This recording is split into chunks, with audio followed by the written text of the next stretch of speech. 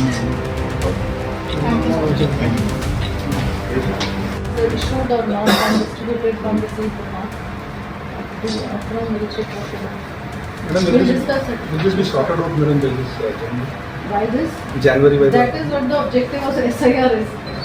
அதெல்லாம் இது clear ஆகுது பண்ணிடலாம்.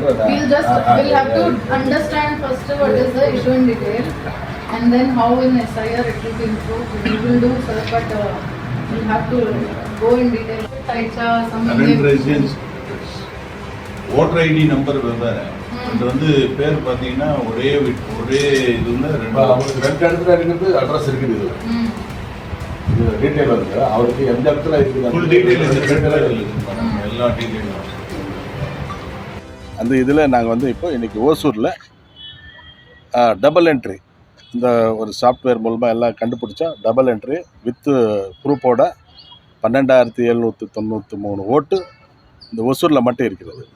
இதுக்கு மேலே டெத் இருக்குது, இதுக்கு மேலே போலி ஓட்டெல்லாம் இருக்குது.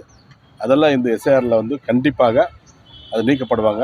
அதுக்கு வந்து நம்ம அண்ணன் எடப்பாடி அவர்கள் நல்ல ஆதரவு கொடுத்துருக்காங்க.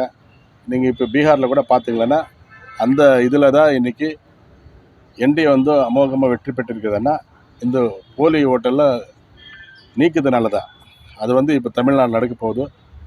அந்த நடக்கிற டைமில் இன்றைக்கி இருக்கிற முதலமைச்சர் ஏன் தெரில ரொம்ப அதிர்றாரு, ரொம்ப பயப்படுறாரு.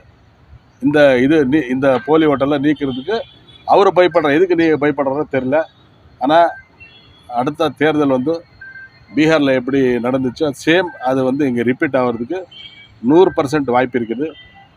அதெல்லாம் அங்கே வந்து இந்த எஸ்ஐஆர் மட்டும் இல்லை, அங்கே குடும்ப ஆட்சிக்கு அங்கே அந்த ஆட்சிக்கு முற்றுப்புள்ளி வச்சுருக்காங்க. சேம் அதே இது இன்றைக்கி தமிழகத்தில் கூட முற்றுப்புள்ளி வைக்கிற வகையில் இந்த குடும்ப ஆட்சிக்கு இந்த திராவிட மாடல் ஆட்சிக்கு முற்றுப்புள்ளி வைக்கிறாங்க. அந்த எடப்பாடி அவர்கள் கண்டிப்பாக 2026 மீண்டும் முதலமைச்சர் ஆகிறது உறுதி.